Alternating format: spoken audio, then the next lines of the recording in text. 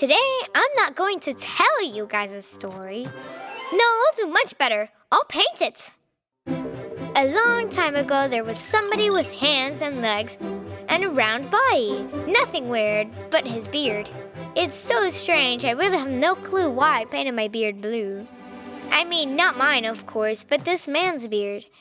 Bluebeard. One fine morning, a man by the name of Bluebeard was walking in the forest. He was singing a song he'd written just a few minutes before. Ta-ra-ta-ra-ta-ra-ra, ta-ram, ta-ram, tam-tam. Thought Bluebeard, it really is time.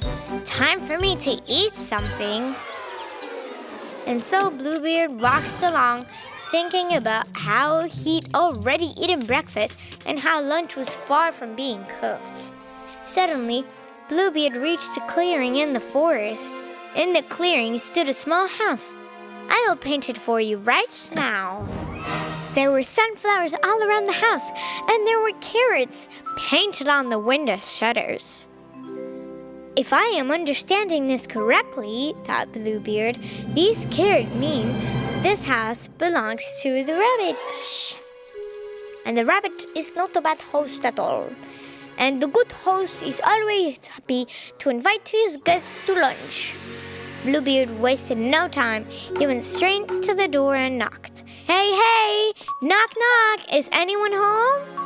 Knock, knock! Open the door! No one answered. Maybe everyone in there was asleep. Bluebeard knocked on the door again. And again. Bluebeard knocked on the door with his fists. He kicked the door with his feet.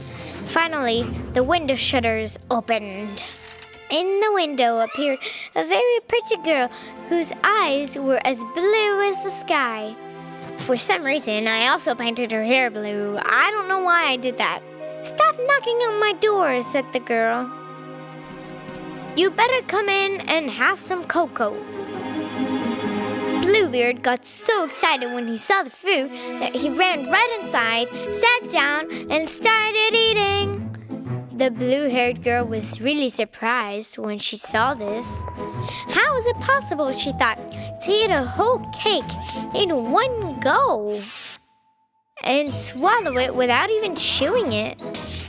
Or stick your fingers in the dish of jam, as if that wasn't bad enough, and then lick your fingers one by one. Ew, you have such bad manners, said the girl. Uh-huh, mumbled Bluebeard. And then, reaching for another piece of cake, he overturned the cup of cocoa. A brown spot started to appear on the white linen tablecloth, and it slowly took the shape of a horse. Then Bluebeard used his fingers to draw a pretty tail for this horse. The girl with the blue hair did not appreciate this kind of artistic freedom-taking, and she said through tears, "You're behaving like a naughty little boy. You have to be punished right now. I have to lock you up in the dark basement."